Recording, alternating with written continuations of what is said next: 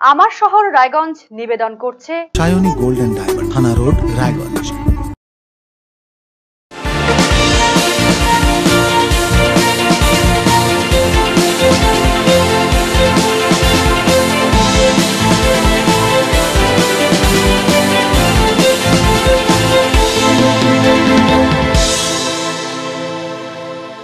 নমস্কার, দেখছেন আরসিটিভি সংবাদ। আমার শহর রায়গঞ্জ নিয়ে আপনাদের সঙ্গে রয়েছে আমি রিজু।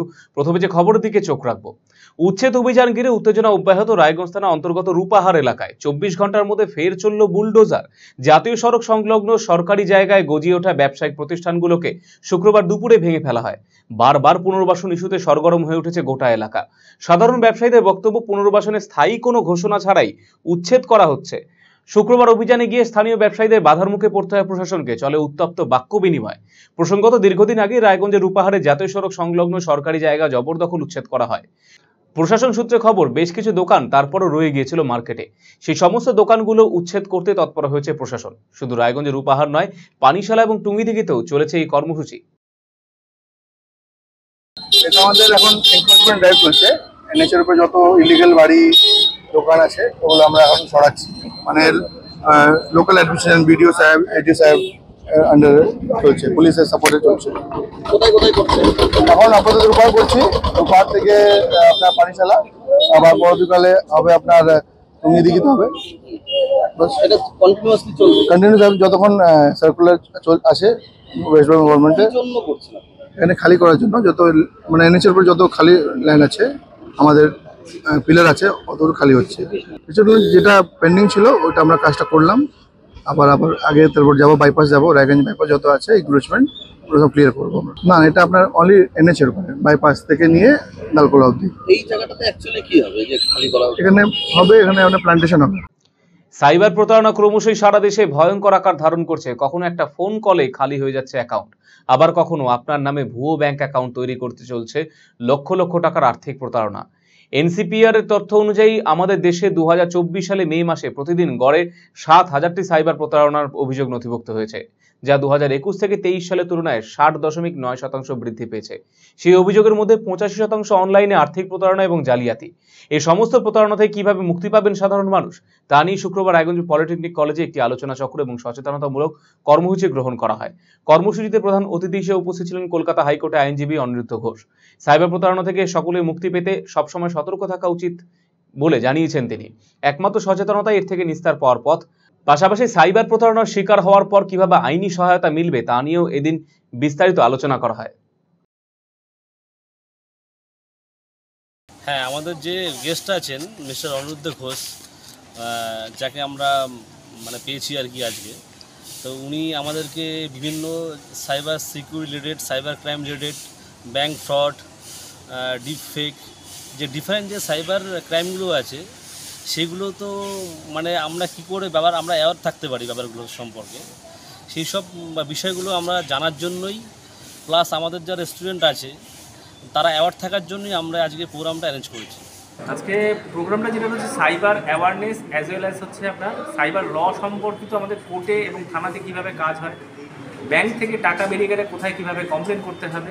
শুধু তাই নয়, এখান থেকে আমরা বাঁচবো কী করে, কারণ সারা দুনিয়া এখন সাইবার ক্রাইমে এফেক্টেড হচ্ছে।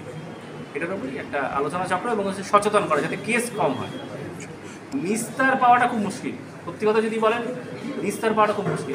সাইবারে প্রতিদিন প্রতিটা মুহূর্তে চেঞ্জ হচ্ছে। আমাদের ডিফেন্স মেকানিজম, আমেরিকার যেটা FBI যেটা রয়েছে, তারাও অ্যাটাক করছে। এখান থেকে একমাত্র হচ্ছে সচেতনতা এবং হচ্ছে প্রলোভন থেকে বেরিয়ে আসা।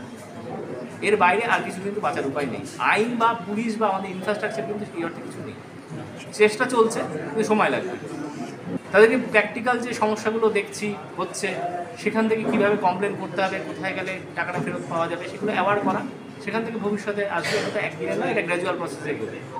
আমরা আজকে একটা সেমিনার অনুষ্ঠিত করছি, যেটা হচ্ছে গিয়ে সাইবার ক্রাইম এবং তার সংক্রান্ত সমস্যার সমাধানগুলো কিভাবে করা যাবে, তার জন্য আমরা আজকে একজন বিশিষ্ট অতিথি পেয়েছি, যিনি ক্যালকাটা হাইকোর্টের অ্যাডভোকেট মিস্টার অনিরুদ্ধ ঘোষ। তিনি আজকে আমাদের এই সমস্ত সম্পর্কে অবহিত করবেন, সাইবার ক্রাইমটা কী এবং সেটা হলে কিভাবে এর সমস্যার সমাধান করা যাবে বা এর আইনি সহায়তাগুলো কিভাবে পাওয়া যাবে সেই ব্যাপারে তিনি তার মতামত আজকে দেবেন। তো আমরা আশা করছি এটা আমাদের স্টুডেন্টদের পক্ষে এবং আমাদের যারা টিচার্স এবং ফ্যাকাল্টি আছে তাদের সবার পক্ষে এটা খুব উপকারে আসবে। বিশেষ উদ্দেশ্য আজকালকার দিনে আপনারা সকলেই জানেন যে বিভিন্ন জায়গায় ব্যাংকে হঠাৎ করে বিভিন্ন জায়গা থেকে ফোন কল চলে আসে যে আপনার ব্যাংকের এটিএম কার্ডটা এখনই হয়তো বন্ধ হয়ে যাবে, আপনি ওটিপি আপনার এখনই একটা ওটিপি যাবে, ওটিপিটা জানান। এইভাবে ব্যাংকের আমাদের বিভিন্ন যে সঞ্চয়গুলো কষ্টার্জিত যে সঞ্চয়, সেই সঞ্চয় আমাদের যে কোনো মুহূর্তে ভ্যানিশ হয়ে যাচ্ছে। তো সেই ব্যাপারে আমাদের স্টুডেন্টদেরকে এবং স্টাফেদেরকে অবহিত করার জন্যই আমরা আজকে এই অনুষ্ঠানটার আয়োজন করেছি। রায়গঞ্জ মেডিকেল কলেজ ও হাসপাতালে পরিদর্শনে এলেন ওয়েস্ট বেঙ্গল মেডিকেল কাউন্সিলের সহ-সভাপতি সুশান্ত রায়। শুক্রবার দুপুরে তিনি প্রশাসনের কর্তাদের নিয়ে হাসপাতালে আসেন। সুশান্ত বাবু ছাড়া উপস্থিত ছিলেন জেলা শাসক সুরেন্দ্র কুমার মিনা, অতিরিক্ত জেলা শাসক হাসিন জেহেরা রিজভি, মহকুমা শাসক কিংসুক মাইতি সহ অন্যান্যরা। হাসপাতালে পরিকাঠামো, স্বাস্থ্য পরিষেবা, নিরাপত্তার সমস্ত বিষয়গুলো মেডিকেল কাউন্সিলের সহ-সভাপতি খতিয়ে দেখেছেন। এর পাশাপাশি প্রশাসন, পুলিশ, স্বাস্থ্য দপ্তর এবং আইএমএ-এর ডাক্তারি পড়ুয়ারদের নিয়েও তিনি বৈঠক করেছেন। পরবর্তী সাংবাদিক বৈঠক করেছেন তিনি। সুশান্ত রায় জানিয়েছেন, রায়গঞ্জ মেডিকেল কলেজে অপ্রীতিকর ঘটনার পরবর্তী পরিদর্শন এসেছেন তিনি। আব্দুলঘাটা ক্যাম্পাসে যাতায়াতের রাস্তা নিয়ে সমস্যা রয়েছে, তার জন্য সেচ এবং স্বাস্থ্য দপ্তর অর্থ বরাদ্দ করেছে। টেন্ডার প্রক্রিয়া চলছে, জুনিয়র ডাক্তারদের নিরাপত্তা সুনিশ্চিতকরণের বিষয়েও এদিন আশ্বাস দিয়েছেন মেডিকেল কাউন্সিলের সহ-সভাপতি সুশান্ত রায়। দেখুন, আপনারা দেখেছেন কিছুদিন আগে একটা এই হাসপাতালে একটা অপ্রীতিকর ঘটনা ঘটেছিল, যেটা হওয়া উচিত ছিল না। একটা নতুন মেডিকেল কলেজ, তো সেই সময়তে কিছু সময়ের বাধ্যবাধকতার জন্য আমি আসতে পারিনি। তো আমরা প্ল্যান করেছিলাম যে আজকে আসব। যে সমস্যাগুলো এখানে আছে, কিছু কমিউনিকেশন গ্যাপের সমস্যা আছে, সেটাকে আমরা ভালো করে অ্যাড্রেস করব। সেই জন্য আজ সকালবেলা এসেছি আমরা। সবচেয়ে বড় ইম্পর্টেন্ট যেটা ইস্যু আমার মনে হয়েছিল, অনেকদিন থেকে আপনারা জানেন যে আব্দুলঘাটায় যে নতুন ক্যাম্পাসটা হয়েছে, সেখানকার রাস্তাটা নিয়ে অনেক দিন ধরে চলছে। এর আগেও আমি যখন এসেছি তখন আমি আগেকার ডিস্ট্রিক্ট ম্যাজিস্ট্রেটের সঙ্গে অনেকবার কথা বলেছি, উনিও কিছু সমস্যা ছিল, আমি কলকাতাতে কথা বলেছি, পঞ্চায়েতের সঙ্গে কথা বলেছি, কিন্তু একটা খাপচালা হচ্ছিল। যাক, আলটিমেটলি ইরিগেশন এবং হেলথ ডিপার্টমেন্ট দুজনেই টাকাটা একটা ফ্যাক্টর, সেই টাকা স্যাংশন হয়েছে এবং টেন্ডার প্রসিডিওর অলরেডি ফ্লোট করা হয়েছে। সো জুনিয়র ডাক্তারদের নিরাপত্তা একটা জিনিস বুঝতে হবে যে এখানে যে শুধু জুনিয়র ডাক্তাররা রয়েছে, this the first batch. Raiganj government medical কলেজে প্রথম ব্যাচ হচ্ছে তারা। তাদের মাথার উপরে সেই অর্থে হাউস স্টাফ নেই, পিজিটি নেই, এই জায়গাগুলো বুঝতে হবে। তার জন্য তারা ওয়ার্ডে কাজ করে সম্পূর্ণভাবে একা। মানুষজন সেটা বোঝেন না, তারা ভাবে যে ডাক্তার মানে ডাক্তার, শুধু সেটা করলে হয় না। তো তাদের উপরে অনেক চাপ থাকে জুনিয়রদের উপরে, ওদের কাছ থেকে প্রচুর ক্ষোভ এসছে। সেদিনকে আমার কাছে ক্ষোভ এসেছিল, সেগুলোকে আজকে এসপি সাহেব পরিষ্কার খুব সুন্দরভাবে আজকে উনি বলেছেন যে আমরা সমস্ত যা যা লাগবে বলুন, আমরা সব করে দেবো। অন্যদিকে সুশান্ত রায় জানিয়েছেন, ডেঙ্গু নিয়ে আপাতত উত্তরবঙ্গে তেমন কোনো ভয় নেই। ডেঙ্গু রুখতে মানুষকে সচেতন হতে হবে। ইসলামপুরে ব্লাড সেপারেশন ইউনিট চালু কথা ভাবা হচ্ছে। অজানা পোকার আক্রমণ নিয়ে উদ্বেগের কোনো কারণ নেই বলে জানিয়েছেন তিনি। এই মুহূর্তে ডেঙ্গু নিয়ে উত্তরবঙ্গে সেই অর্থে কোনো ভয়ের কিছু নেই। শুধু একটা জিনিসই বলবো, মানুষ সচেতন হোক। না, ডাউকো না, ইসলামপুর এক্স্যাক্টলি তাই। ব্লাড কম্পোনেন্ট সেপারেশন ইউনিট যেটা, ওটা আমাকে বলেছে আজকে। আমরা ডেফিনেটলি এটাকে করতে পারলে খুব ভালো হয়, চেষ্টা করবো ওটা করার। অজানা পোকা যে মানে আমরা টেকনিক্যাল পোকা বলি, এই টেকনিক্যাল পোকা সব জায়গাতেই আছে। পাশাপাশি রায়গঞ্জ মেডিকেল কলেজ ও হাসপাতালে সিকিউরিটি এজেন্সির ভূমিকা নিয়ে এদিন অসন্তোষ প্রকাশ করেছেন মেডিকেল কাউন্সিলের সহ-সভাপতি সুশান্ত রায়। হাসপাতালের সার্বিক সিকিউরিটি খুব বলতে খারাপ লাগলো, কিন্তু এটা সত্যি। যারা সিকিউরিটি এজেন্সি, যারা সিকিউরিটিতে রেখেছেন, সেই সিকিউরিটি লোকরা নিজেরাই জানেন তাদের কাজটা কি। সেই জায়গাটা হচ্ছে সমস্যাটা। তার জন্য এসপি সাহেবকে আমি রিকোয়েস্ট করেছি যে ওনাদের দিক থেকে যদি এই সিকিউরিটি যারা কাজ করছে তাদেরকে একটা ট্রেনিং দেওয়ার ব্যবস্থা হয়, 1 দিন 2 দিন 5 দিন, যে আমার কাজটা কি সেটা বোঝানোর জন্য। সুতরাং এসপি সাহেব বলেছেন যে হ্যাঁ, আমরা সেরকমভাবে ট্রেনিং দেবো। সেটা করলে পরে আশা করছি সেটা সিকিউরিটির দিকটা অনেক উন্নতি হবে। আমি ওয়ার্ডে গিয়ে দেখলাম প্রত্যেকটি হাসপাতালে এরকম চেহারা, এত মানুষজন ঢুকে যায়। আমরা যদি ওই রেস্ট্রিক্ট করতে পারি, মানে পেশেন্ট পার্টিকে যদি রেস্ট্রিক্ট করতে পারি, যেটা নিয়ে একটা পরিকল্পনা চলছে, পেশেন্ট পার্টি রেস্ট্রিক্ট করলে পরে ডাক্তাররা যারা কাজ করছে ওয়ার্ডে বলুন, এমার্জেন্সিতে বলুন, তারা শান্তিতে কাজটা করতে পারবে। আমার মনে হয় পরিষেবা আরও ভালো দিতে পারবে। তো পরিষ্কার পরিচ্ছন্নতা একটা জিনিস বুঝতে হবে যে হাসপাতালগুলো কত লোক ঢোকে পার ডে, সেটা তো ভাবতেই হবে। এটা মানে কর্পোরেট যে হসপিটালগুলোর কথা বলছেন, সেখানে কিন্তু একটা রেস্ট্রিক্টেড বেড সংখ্যা থাকে, রেস্ট্রিক্টেড লোক ঢোকে। তো সেই জায়গাটা ভাবতে গেলে দেখতে হবে যে আমাদের এখানে প্রচুর লোক ঢোকে, সেই লোক ঢোকাটাকে আমরা রেস্ট্রিক্ট করতে চাইছি। চোখ রাখছি পরবর্তী খবরে। সামনে আসছে বাঙালির শ্রেষ্ঠ উৎসব দুর্গাপুজো। তবে পুজোর আগে প্রতিবারই দূষণ নিয়ে চিন্তিত থাকেন পরিবেশপ্রেমী মানুষেরা। আমরা সকলেই জানি প্রতিমার শরীরে যে রং প্রয়োগ করা হয় তা ক্ষতিকারক সীসাযুক্ত। সেই রং প্রয়োগের জেরে একদিকে যেমন মৃৎশিল্পীদের শারীরিক ক্ষতি হচ্ছে, তেমনি অন্যদিকে মারাত্মকভাবে জল দূষিত হয়ে পড়ছে, যা স্বীকার করেছেন মৃৎশিল্পীরা। অন্যদিকের বিকল্প পন্থা অবলম্বনের পক্ষে সওয়াল করেছেন পরিবেশপ্রেমী মানুষেরা। মেটালিক রংগুলা এগুলো দাম বেশি, গ্লেজ বেশি, ফলে মানুষ এগুলোই চায়। কিন্তু দূষণ মুক্ত যে রংগুলো, আগে যেরকম ফুল ফল পাতার থেকে রং তৈরি হতো, এখন তো কেমিক্যাল জাতীয় সমস্ত রংগুলাই কেমিক্যাল জাতীয়। কুমোরটুলিতে যে রংগুলো ব্যবহার হচ্ছে, আসলে সরকার থেকে এখন কিন্তু নিরুৎসাহিত করা হচ্ছে এই রং ব্যবহারের, এবং সরকার থেকে উৎসাহিত করা হচ্ছে যে যাতে ওই সীসামুক্ত রং ব্যবহার করা হয়। সীসামুক্ত রং ব্যবহার করলে পরে জলের দূষণ কম হবে। এটা সম্পূর্ণ নিষিদ্ধ রং ব্যবহার করা যাবে না, যা নদীতে গিয়ে নদীর পরিবেশকে নষ্ট করবে এবং জীব জন্তুকে ক্ষতিগ্রস্ত করে তুলবে, মাছকে ক্ষতিগ্রস্ত করে তুলবে, সেরকম কোনো কাজ করা যাবে না, এটা আমরা জানি। তো এটা জেনে এবারের দুর্গাপুজোর মিটিংয়ে আমরা ক্লাবগুলোর মিটিংয়ে, এসডিও সাহেবের ডাকা মিটিংয়ে আমরা এটা তুলে ধরবো। আর মাত্র মাস দুয়েকের প্রতীক্ষা, তারপরেই ঢাকে পড়বে কাঠি। মা আসবেন মর্তে। শারদোৎসবের আনন্দে মেতে উঠবেন 8 থেকে 80 সকলেই। এখন থেকেই তার প্রস্তুতি শুরু হয়ে গিয়েছে। একদিকে যেমন ক্লাবে ক্লাবে চলছে খুঁটি পুজো, অন্যদিকে কুমোরটুলিতে প্রতিমার কাঠামোয় পড়ছে মাটির প্রলেপ। দেখতে দেখতে দিন এসে যাবে পুজোর, তাই সময় নষ্ট করতে চাইছেন না পালমশাইরা। তবে সাম্প্রতিককালে যে কোনো পুজো পার্বণেই দূষণ একটি প্রাসঙ্গিক বিষয় হয়ে দাঁড়িয়েছে। দুর্গাপুজোর আগেও এই নিয়ে পরিবেশবিদ থেকে শুরু করে সাধারণ সচেতন নাগরিকদের মধ্যে চলছে আলোচনা। প্রতিমা তৈরির সময় ঔজ্জ্বল্য ভাব বাড়িয়ে তুলতে যে রং ব্যবহার করা হয় তা সীসা দ্বারা পূর্ণ থাকে। এই রং ব্যবহারের সময় ব্যবহারকারীদের যেমন শারীরিক ক্ষতি হয়, তেমনি পুজোর পর জলে প্রতিমা বিসর্জনের সাথে সাথে প্রতিমার শরীর থেকে সেই রং গিয়ে মেশে জলে, তাতে জল দূষিত হয়ে সকলের ওপরে কুপ্রভাব ফেলে, যাকে ঘিরে রীতিমতো চিন্তিত পরিবেশ প্রেমী মানুষজন। রায়গঞ্জের প্রবীণ মৃৎশিল্পী ভানুপাল জানিয়েছেন, সীসা অর্থাৎ মেটালিক রঙের দাম বেশি। ওই রঙের উজ্জ্বল ভাবও অনেক গুণ বাড়িয়ে দেয় প্রতিমার সৌন্দর্যকে, তাই পুজো কমিটিগুলির চাহিদা থাকে বেশি। সে কথা মাথায় রেখে এই রং ব্যবহার করতে হয়। মেশিনের মাধ্যমে রং প্রয়োগ করার সময় শারীরিকভাবে অনেকটা ক্ষতি হয়, জলকেও চরমভাবে দূষিত করছে। কিন্তু এখন তো আর আগের মতো জৈবিক উপায়ে তৈরি রং পাওয়া যায় না, তাই আধুনিকতার সাথে তাল মিলিয়ে এই কাজ করতে হয় রুজি রুটির জন্যে। হ্যাঁ, সীসা অর্থাৎ মেটালিক রংগুলা এগুলো দাম বেশি, গ্লেজ বেশি, ফলে মানুষ এগুলোই চায়। কিন্তু দূষণ মুক্ত যে রংগুলো, আগে যেরকম ফুল ফল পাতার থেকে রং তৈরি হতো, এখন তো কেমিক্যাল জাতীয় সমস্ত রংগুলাই কেমিক্যাল জাতীয়। এই রংগুলা এখন আমাদের এই যে মেশিন হওয়াতে, মেশিন দিয়ে রং দিচ্ছি, তাতে শারীরিক ক্ষতিটা আরো বেশি হচ্ছে।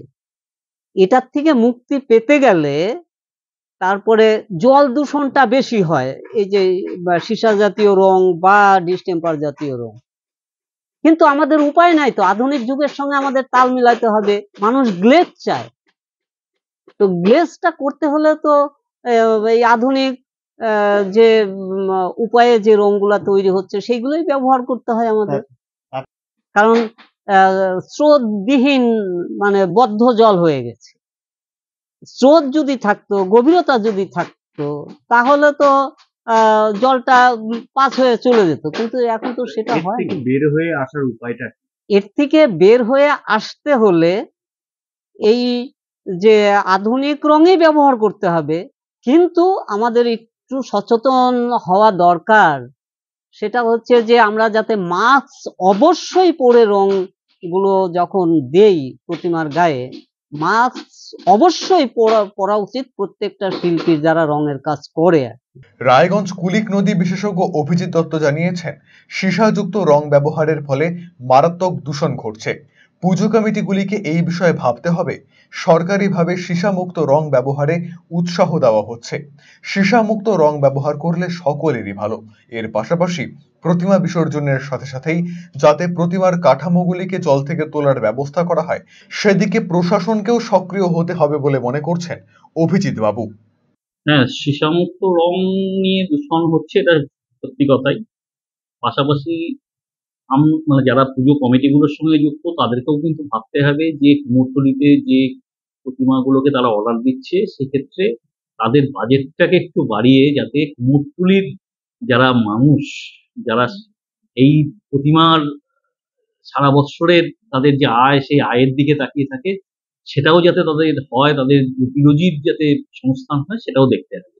পাশাপাশি রঙের ব্যাপারে বলি যে কুমোরটুলিতে যে রংগুলো ব্যবহার হচ্ছে, আসলে সরকার থেকে এখন কিন্তু নিরুৎসাহিত করা হচ্ছে এই রং ব্যবহারের, এবং সরকার থেকে উৎসাহিত করা হচ্ছে যে যাতে ওই সীসামুক্ত রং ব্যবহার করা হয়। সীসামুক্ত রং ব্যবহার করলে পরে জলের দূষণ, কেননা আমাদের এটা বহুদিনের ঐতিহ্যবাহী পুজো, এবং কুলিকে গিয়ে বিসর্জন হয়, এটাই স্বাভাবিক, এটাই হবে। তাই সেখানে যখন ফেলা হচ্ছে তা অনেকটাই দূষণ কম হবে। আর একটা বিষয়, যদি যারা প্রশাসন স্তরে আছে তারা যদি একটু ব্যবস্থা নেন যে ওই প্রতিমাকে বিসর্জন দেওয়ার সঙ্গে সঙ্গেই যদি সেটাকে জল থেকে উঠিয়ে ফেলে দেওয়া হয় কোনো ট্রেন বা ইত্যাদি মারফত, তাহলে পরে এই জল দূষণটা অনেকটাই রোধ করা যাবে বলে আমার। রায়গঞ্জের পৌর প্রশাসক সন্দীপ বিশ্বাস জানিয়েছেন, যে ধরনের রং জল, জীবজন্তু সহ পরিবেশের ক্ষতি সাধন করবে তা একেবারেই নিষিদ্ধ। পুজো নিয়ে আসন্ন বৈঠকে এই বিষয়টি তুলে ধরা হবে। প্রয়োজনে মৃৎশিল্পীদের সাথে কথা বলে এই বিষয়ে তাদের সহযোগিতাও চাওয়া হবে। এটা সম্পূর্ণ নিষিদ্ধ রং ব্যবহার করা যাবে না, যা নদীতে গিয়ে নদীর পরিবেশকে নষ্ট করবে এবং জীবজন্তুকে ক্ষতিগ্রস্ত করে তুলবে, মাছকে ক্ষতিগ্রস্ত করে তুলবে, সেরকম কোনো কাজ করা যাবে না, এটা আমরা জানি। তো এটা জেনে এবারের দুর্গাপুজোর মিটিংয়ে আমরা ক্লাবগুলোর মিটিংয়ে, এসডিও সাহেবের ডাকা মিটিংয়ে আমরা এটা তুলে ধরবো এবং ক্লাবগুলোকে অনুরোধ জানাবো আপনারা আপনাদের পালমশাইদের সাথে কথা বলে এটা এই ব্যবস্থা করবেন। আমরা প্রয়োজন পড়লে আমরা এসডিওর সাথে আলোচনা করে আমরা যারা দুর্গা প্রতিমা বানান মৃৎশিল্পীরা, তাদের সাথে আমরা কথা বলতে পারি, তাদেরও সাহায্য আমরা নিশ্চয়ই চাইতে পারি যে আপনারা সাহায্য করুন যাতে নিষিদ্ধ রং ব্যবহার করা না হয়, সে তার দিকে আপনারা নজর রাখবেন, এটা তো খুবই প্রয়োজন। আরসিটিভি সংবাদ, রায়গঞ্জ। জেলা ক্রীড়া সংস্থা পরিচালিত স্বর্গীয় দেবকুমার দত্ত স্মৃতি আন্তঃক্লাব ফুটবল লিগের দ্বিতীয় সেমিফাইনাল অনুষ্ঠিত হলো শুক্রবার। দ্বিতীয় সেমিফাইনালে পরস্পরের বিরুদ্ধে মাঠে নামে গ্রুপ বির শীর্ষ স্থানাধিকারী দল রায়গঞ্জ স্পোর্টস ক্লাব এবং গ্রুপ এর দ্বিতীয় স্থানাধিকারী দল ছটপুর আদিবাসী স্পোর্টিং ক্লাব। সেমিফাইনাল ম্যাচের আগে গ্রুপ লিগ পর্যায়ে 4টি ম্যাচ খেলে 4টিতেই জয় পায় স্পোর্টস ক্লাব। অন্যদিকে গ্রুপ পর্যায়ে 4টি ম্যাচ খেলে 3টিতে জয় পেলেও একটি পরাজয় ঘটেছিল ছটপড়ুয়া আদিবাসী স্পোর্টিং ক্লাবের। ফলে সেমিফাইনালে কিছুটা অ্যাডভান্টেজ নিয়ে মাঠে নামে স্পোর্টস ক্লাব। এদিন দ্বিতীয় সেমিফাইনালে স্পোর্টস ক্লাবের বিরুদ্ধে দাঁড়াতেই পারল না ছটপড়ুয়া আদিবাসী স্পোর্টিং। ম্যাচ শুরু থেকে আক্রমণাত্মক ফুটবল খেলতে থাকে স্পোর্টস ক্লাব। ছটপড়ুয়ার রক্ষণভাগকে ব্যতিব্যস্ত রেখে একের পর এক আক্রমণ শানাতে থাকে স্পোর্টস ক্লাব। গোটা লিগে গোলের মধ্যে থাকা স্পোর্টস শিশু পাহানের গেলে এদিন প্রথমার্ধেই এগিয়ে যায় স্পোর্টস ক্লাব। এরপর ব্যবধান বাড়ায় রাকেশ মুর্মু। প্রথমার্ধে 2-0 গোলে এগিয়ে যায় স্পোর্টস ক্লাব। দ্বিতীয়ার্ধে ছটপড়ুয়া আদিবাসী স্পোর্টিং ক্লাবের জালে শেষ পেরেকটি পোতেন মহেশ টুডু। শেষ পর্যন্ত 3-0 গোলে ছটপড়ুয়া আদিবাসী স্পোর্টিং ক্লাবকে হারিয়ে ফাইনালে চলে গেল রায়গঞ্জ স্পোর্টস ক্লাব। এদিনে খেলায় ম্যান অফ দ্য ম্যাচ শিরোপা পেয়েছেন স্পোর্টস ক্লাবের রাকেশ মুর্মু। রবিবার আন্তঃক্লাব ফুটবল লিগের ফাইনালে পরস্পরের মুখোমুখি হবে অরবিন্দ স্পোর্টিং ক্লাব এবং রায়গঞ্জ স্পোর্টস ক্লাব। দুটি দলই অপরাজিত থেকে ফাইনালে ওঠায় রবিবার রায়গঞ্জ স্টেডিয়ামে উপভোগ্য ফাইনাল ম্যাচের আশায় রয়েছেন ফুটবল প্রেমী মানুষেরা। আমার শহর রায়গঞ্জ এখনকার মতো এই পর্যন্ত। অন্যান্য সমস্ত খবরের জন্য চোখ রাখুন আরসিটিভি সংবাদে। নমস্কার।